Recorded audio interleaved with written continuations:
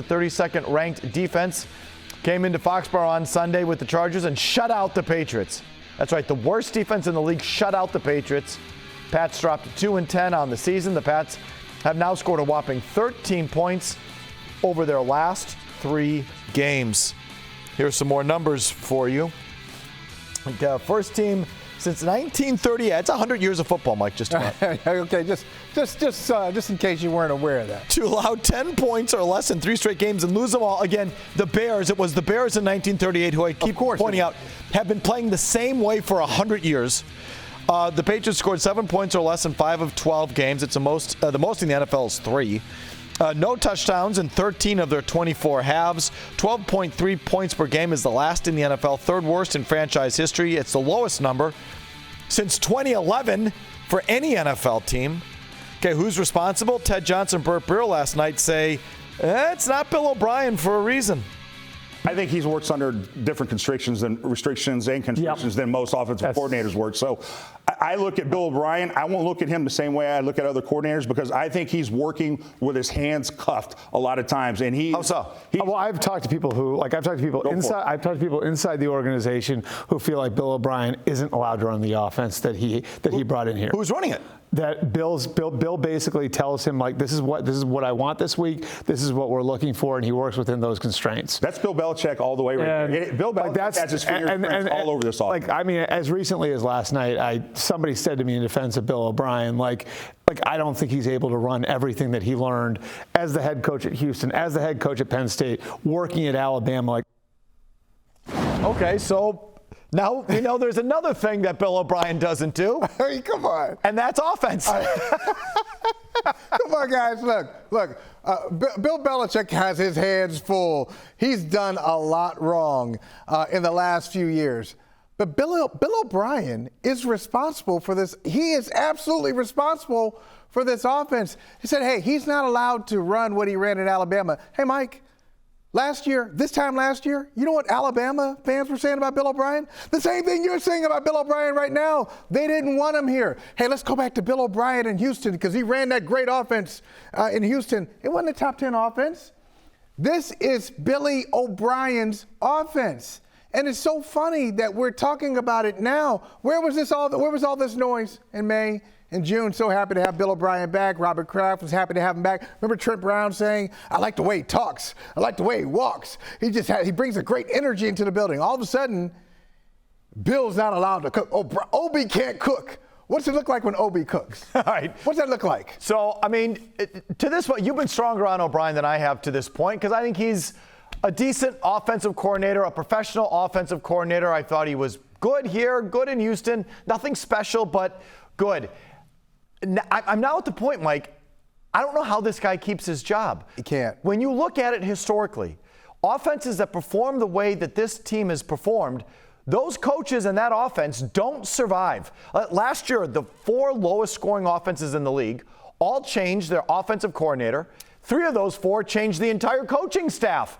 The year before, the top 2 lowest scoring offenses in the league changed their entire coaching staffs. And I stopped looking there. I'm sure if I kept going back and back and back and looking at the lowest scoring offenses in the league every year, I'll tell you, just about every year, that coach or at least that offensive coordinator is getting blown out. You don't score the amount of points the Patriots are scoring and survive as a coach or an offense. So if they bring back Bill O'Brien and they bring back his offense, that will be a complete outlier. 99 times out of 100, as I said last night, when you put up this kind of offense, you get changed out. Yeah, it's a fair point. And let's just add this. It's the worst offense I've seen in my life. It really is. The worst.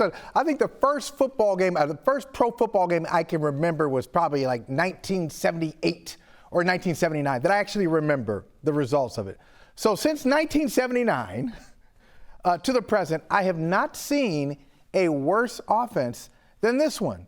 And if that's too dramatic, let's go back. It's the worst offense. Many of us, if you're over 30 years old, you've never seen anything. If you're 30 years old or younger, you've never seen anything as bad as this. Because maybe 1992, when the Patriots won 2 games, like they're going to win this year, 2 games, maybe that offense was as bad as this one or worse than this one. But 93 first year of Drew Bledsoe and Bill Parcells, not that bad. Bill Belichick first year in New England, 5-11, not that bad. You still had Troy Brown and Terry Glenn on that team and Drew Bledsoe on that team and Kevin Falk on that team. So you had some talent. This team is so boring and so bad to watch. It is, Mike, the worst offense. So I think you do have to move on because the other thing is players aren't getting better. Nobody's really developed under Bill O'Brien, and that's an indictment as well. Okay, let's put some numbers to it. Here are the worst scoring offenses since 2011. And in 2011, the worst of all was the 2011 St. Louis Rams, and their offensive coordinator was?